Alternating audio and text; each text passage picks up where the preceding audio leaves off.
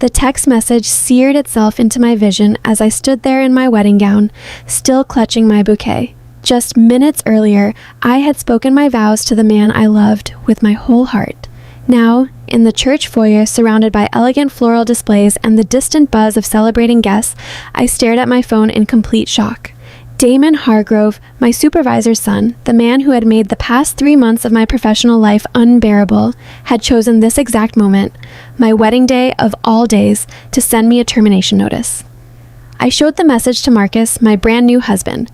His response caught me completely off guard. Rather than exploding with anger, a quiet, knowing smile crossed his face. He took my shaking hands in his, pressed his lips to my knuckles, and murmured, "Save those messages for later. Right now, this day belongs to us." How was he so composed? I had just lost my position as senior project manager at the most respected architecture firm in the city, the role I had sacrificed everything to build over 2 hard-earned years. But something in Marcus's steady gaze told me to trust him. So I switched my phone to silent, handed it to my maid of honor, and walked hand in hand with my husband through the church's grand entrance into a cascade of rose petals and joyful applause. 3 hours later, during our first dance as a married couple, Simone, my maid of honor, appeared at my elbow with wide, urgent eyes. "Avery, your phone has been going non-stop. You have over 100 missed calls." I glanced at the screen and felt my stomach drop. Calls from the office, calls from colleagues, and 17 from a number I would recognize anywhere, Raymond Hargrove, the firm's founder and Damon's father. That was the moment I understood this was not simply a firing. Something much larger had been set in motion. My name is Avery Collins, and until that text message shattered my afternoon, I was the operational core of Summit Design Group. I am someone who thrives on precision, the kind of person who organizes her calendar down to 15-minute blocks and can identify a calculation error in a set of architectural drawings from across a room. My coworkers called me the archive because I retained every client detail, every project milestone, every regulatory deadline without ever needing to look anything up. My parents were both educators who believed in discipline and diligence. When my father experienced a serious stroke during my first year of university, I almost walked away from my degree to help my mother cover the mounting medical bills. Instead, I took on double the coursework while pulling night shifts at a reprographics shop. I graduated with distinction in architectural project coordination, with secondary focuses in information systems and urban development. And that combination is what brought me to Summit 2 years ago. Raymond Hargrove, the firm's founder, saw something rare in my blend of architectural literacy and systems thinking. He brought me on to overhaul their entire project management approach. I built a proprietary tracking platform from scratch, one that monitored every blueprint revision, every client request, every budget line, and every permit application. The results were undeniable. Project delivery timelines dropped by nearly a third. Client satisfaction climbed. Raymond told me more than once that hiring me was the smartest decision the company had ever made. Then Damon arrived. At 32, he had drifted through 3 different divisions of his father's company without ever finding solid ground. He had inherited Raymond's strong features and easy confidence, but little of his father's judgment or leadership ability. 3 months before my wedding, Raymond announced a partial step back from daily operations and installed Damon as department director, my direct supervisor. The culture of the office shifted overnight. Where Raymond had sought my perspective, Damon locked me out of key meetings. Where Raymond had celebrated my contributions openly, Damon quietly absorbed my ideas and presented them as his own. When I tried to organize training sessions to document my system so others could use it, Damon canceled them, dismissing them as a waste of budget. I met Marcus during this period when I was filing submissions for Summit's largest contract ever, a downtown revitalization initiative worth tens of millions. He was the calm, thoughtful professional at the city permits counter who actually read submissions carefully instead of waving them through on autopilot. We struck up a conversation over blueprint technicalities, which led to coffee, then dinner, then something neither of us had expected. Marcus became my refuge from a workplace that had grown increasingly hostile. What I had no way of knowing at the time was that he had been noticing troubling irregularities in submissions coming from Summit, specifically those that Damon had personally handled. 2 months after we started seeing each other, Marcus proposed. We planned a modest, intimate wedding with minimal lead time, partly because we were both practical by nature, and partly because I sensed that my tenure at Summit was not long for this world. Damon had been making vague remarks about restructuring and efficiency. Still, I never imagined he would pull the trigger on my wedding day. As the reception flowed around me that evening, I slipped away to the bridal suite and played Raymond's voicemail. "Avery, it's Raymond. Call me right away. Damon did not have the authority to let you go. This is a serious mistake. We need you here. The downtown submission deadline is Monday and nobody can get into your system." 5 more messages followed, growing more strained with each one. In the last, Raymond's typically assured voice had crumbled. "Avery, please. The Westside Development client is threatening to pull out entirely. No one can locate the updated renderings. The password Damon tried isn't working. We are completely stuck." I sat on the edge of a velvet settee, my gown billowing around me, and felt something I had not expected. Clarity. A calm, absolute sense of power. Over 2 years, I had built a platform so intuitive to my own mind that I moved through it effortlessly, yet so layered and intricate that no one else could navigate it without proper instruction. Instruction that Damon had systematically blocked at every turn. I was the only person in existence who understood every function, every shortcut, every failsafe I had woven into its architecture. And now, on what should have been the worst professional day of my life, every single card was in my hand. Marcus found me there, phone in my lap, expression unreadable. He sat beside me, mindful of my dress, and spoke quietly. "There is something I should tell you. The plans Damon has been submitting to my department, he's been altering them after the engineering team approves them, removing structural safeguards, substituting inferior materials, things that would never survive a proper review." The chill that moved through me had nothing to do with the air conditioning. "That's not just unethical," I said. "That's criminal." Marcus nodded slowly. "I have been building a record of everything. I plan to file a formal report next week." And then I understood why he had smiled at the termination text. This was not a blow, it was a pivot point, one that had removed me from any professional liability while leaving the company entirely dependent on knowledge only I possessed.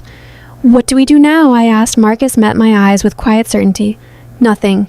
Not tonight. Tonight we celebrate. Tomorrow we leave for our honeymoon, and when we come back," he kissed my forehead gently, "we change everything."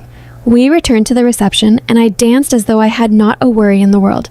By midnight, my missed call count had climbed past 200. Throughout our week away, the calls kept coming. I sent every single one to voicemail. Raymond's messages shifted in tone from urgent to desperate to something approaching grief.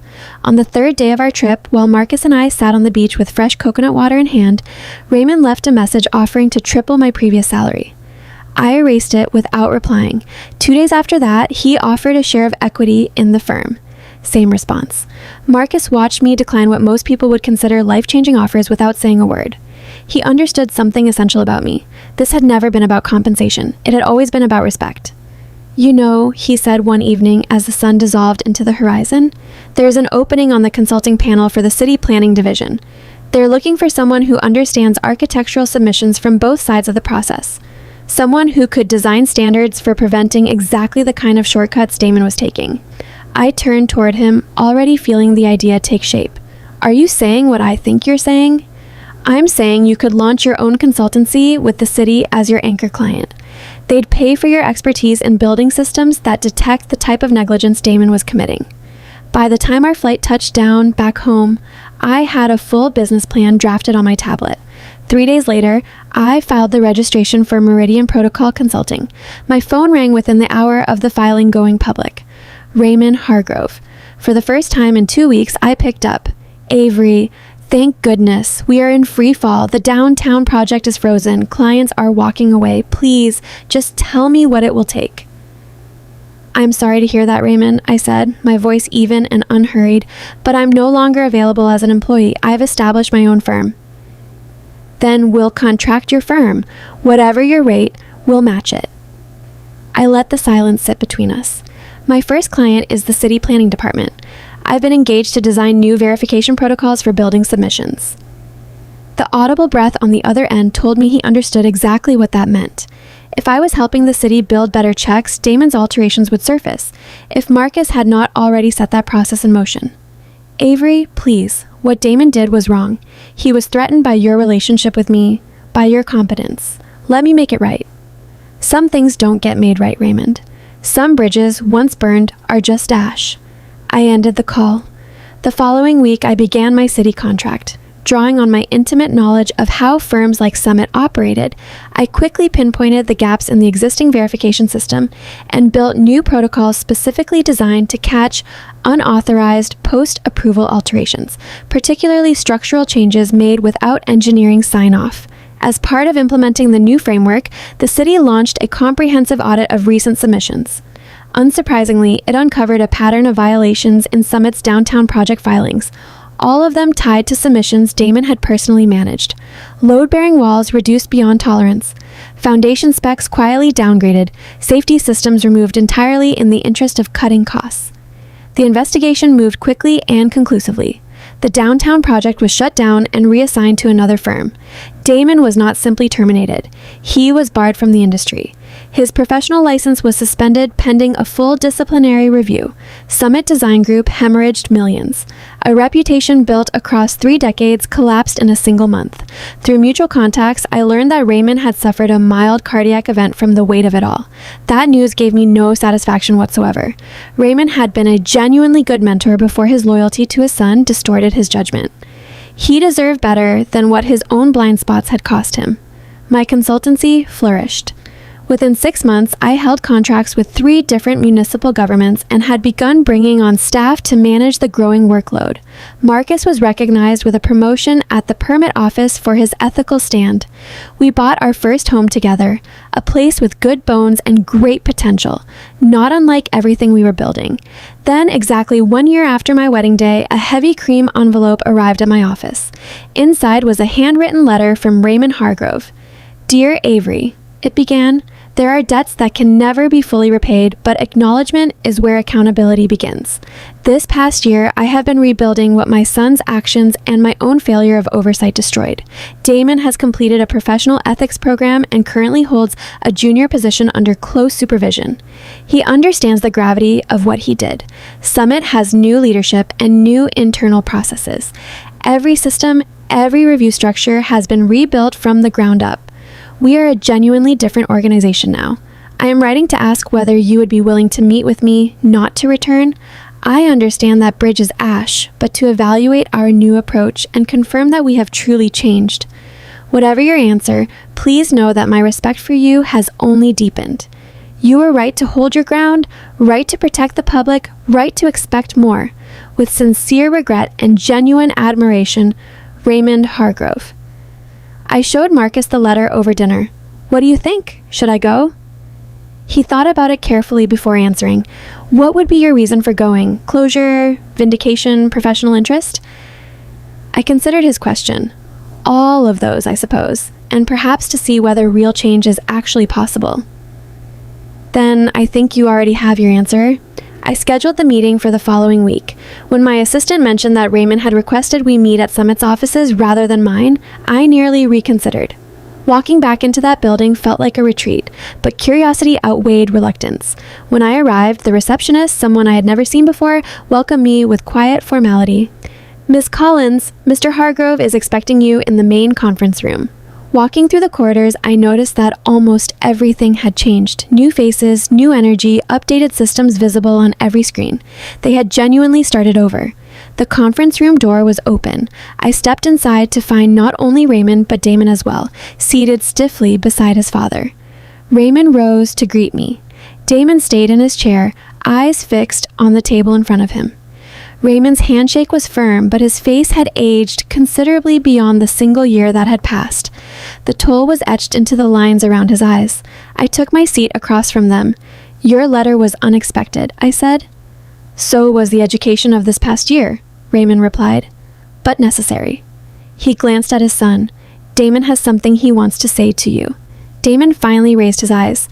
The easy arrogance I remembered was entirely gone, replaced by something that looked very much like genuine remorse. "I owe you an apology," he said, his voice low and careful. "What I did was vindictive, unprofessional, and put the public at risk. There is no justification for any of it." His words sounded practiced, but the shame in his expression looked real. Even so, words could not undo the past. "Apology noted," I said, neither accepting nor dismissing it. Raymond cleared his throat and slid a folder across the table toward me. "There is more. This company has been rebuilt on a new foundation. New safety standards, new review layers, new governance structure. Damon is no longer in any management capacity.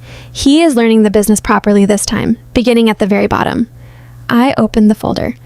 What I found inside was impressively thorough, new protocols documented thoroughly, a consulting agreement offering a substantial fee for my review and guidance. "We are not asking you to come back," Raymond said, "only to evaluate what we have built and confirm that it holds up." Then Damon stood abruptly. "There is one more thing."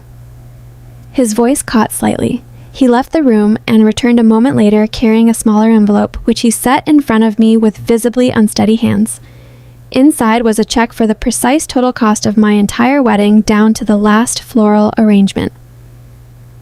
"How did you know this figure?" I asked, genuinely suspicious. "Your wedding planner is a close friend of my niece," Raymond admitted. "I asked for the exact amount. I wanted it to be accurate."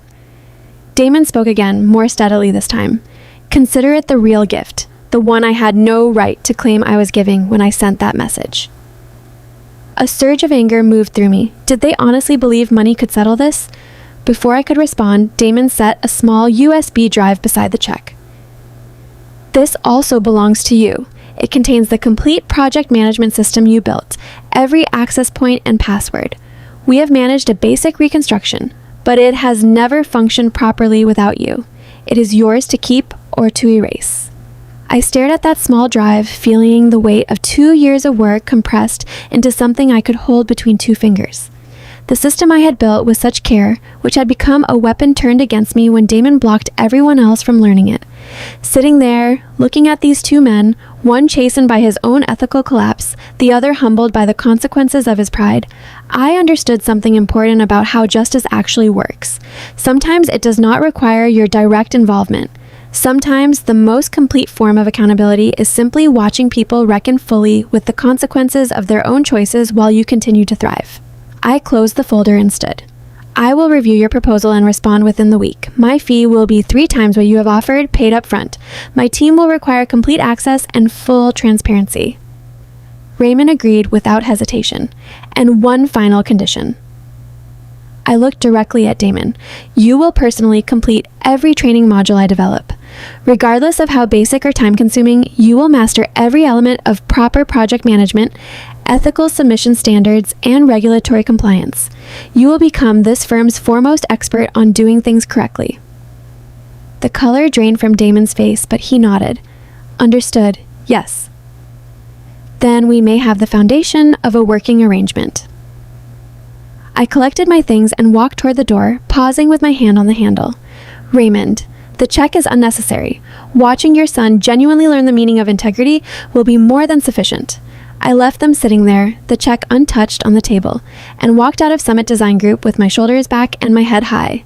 But that is not the end of the story. It is where the real transformation began. That same evening, as Marcus and I talked through the meeting over dinner, my phone buzzed with a news alert.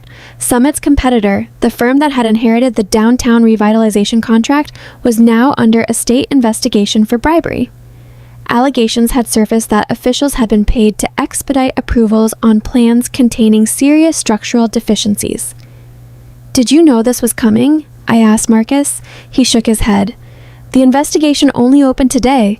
It is being handled at the state level, not through my department." I set down my fork, mind working quickly. If this competitor lost its contract, the downtown project would stall again. Community development funds would sit frozen. Jobs would disappear. And the revitalization that residents had been promised for years would be delayed indefinitely. This is probably why Raymond moved when he did. Maud.